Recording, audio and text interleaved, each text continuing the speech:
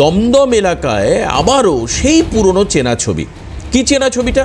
দেখা যাচ্ছে যে প্রমোটারকে মারধর করা হয়েছে।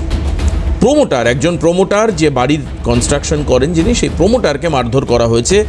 আমরা সেই ছবির ফুটেজ আপনাদেরকে দেখাচ্ছি। সেই ছবিতে খুব পরিষ্কার হয়ে যাচ্ছে যে দমদম এলাকায় প্রমোটারের অফিসে ভাঙচুর তাণ্ডব। অমরনাথ সিং বলে যে প্রমোটার, তাকে মারধর করা হয়, তার শরীর একাধিক জায়গায় আঘাত লেগেছে। তোলাবাজির অভিযোগ দমদম এলাকায়। আপনাদের মনে প্রশ্ন আসতে পারে যে তাহলে আগের জমানায় যে ছবি দেখতাম তৃণমূল জমানায়, এই জমানায় তো একই ছবি আমরা দেখতে পাচ্ছি। একই ছবি, প্রমোটারদের উপর দুষ্কৃতীদের তোলাবাজিদের তাদের রাত চলছে, প্রমোটারকে মারধর করা হচ্ছে। কিন্তু এই ঘটনায় ডিফারেন্স যেটা, সেটা হচ্ছে এই যে ছবিতে, ছবিটা একটু বড় করে দেখাই। একদিকে আমরা সিসিটিভিটা তুলে দিই। যে ছবিটা দেখতে পাচ্ছেন, এই ভদ্রলোক তিনি হচ্ছেন অরিজিৎ বক্সি। এই অরিজিৎ বক্সি হচ্ছে দমদম কনস্টিটিউয়েন্সি অ্যাসেম্বলির, তিনি হচ্ছে অ্যাসেম্বলি কনস্টিটিউয়েন্সি, তিনি হচ্ছেন মাননীয় এমএলএ বিধায়ক মহাশয়। তিনি প্রমোটারের সঙ্গে দেখা করতে গিয়েছেন। গতকাল রাত্রেও তিনি তাকে বারবার ফোন করেছেন।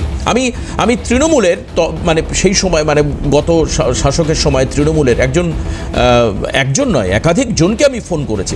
আমি বললাম যে আপনাদের কি অভিযোগ রয়েছে অরিজিৎ বাবুর এগেনস্টে? তো বললেন যে না, উনি তো রাত্রে অনেকবার ফোন করেছেন এই প্রমোটারকে। তাহলে দুষ্কৃতীদের বিরুদ্ধে কি ব্যবস্থা নেবে এই সরকার? আর সেটা জানবার জন্য এই যে যারা এই জমানাতেও নব্য বিজেপি বলে তোলা তুলছে, এই নব্য বিজেপির অ্যাকচুয়াল আইডেন্টিফিকেশন কি?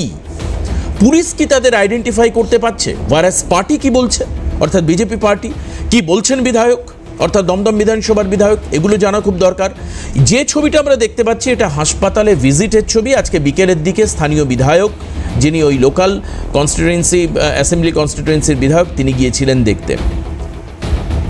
এবং গতকাল থেকে বারবার তিনি ফোন করে ঘটনার খোঁজ খবর নেন। আজকে আমরা কথা বলেছিলাম রাজ্যের মন্ত্রী পরিষদের দুই মন্ত্রীর সঙ্গে, দিলীপ ঘোষ এবং অগ্নিমিত্রা পল, এই ঘটনা সম্পর্কে। অর্থাৎ এই যে দুষ্কৃতীরাজ আমরা দেখতে পাচ্ছি পাশে সিসিটিভিতে, দেখুন ছবি কিন্তু একেবারে পরিষ্কার।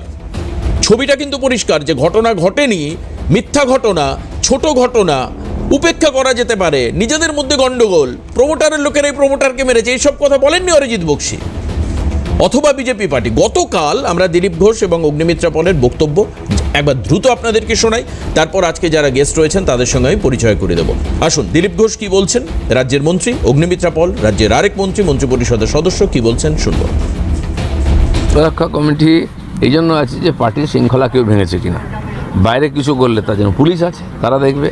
আর আমাদেরও বক্তব্য যে আমাদের লোকেরা যদি এই ধরনের কোনো উল্টোপাল্টা কাজে যুক্ত হয়, সাধারণ মানুষের অধিকার আছে তার বিরুদ্ধে কমপ্লেন করা, পুলিশে কমপ্লেন করা, পার্টিকে জানানো, পার্টি তার ব্যবস্থা নেয়। অলরেডি 200-250 লোককে আমরা সাসপেন্ড করেছি এবং এই প্রক্রিয়া চলবে। আমাদের রাজ্য সভাপতি সাংগঠনিকভাবে he is the ultimate in our state. তিনি তো পরিষ্কার বলে দিচ্ছেন দল থেকে বের করে দেওয়া হবে এবং প্রবাবলি এক্সপেল করাও হয়েছে 2-3 জন, আমি যতদূর খবর আছে।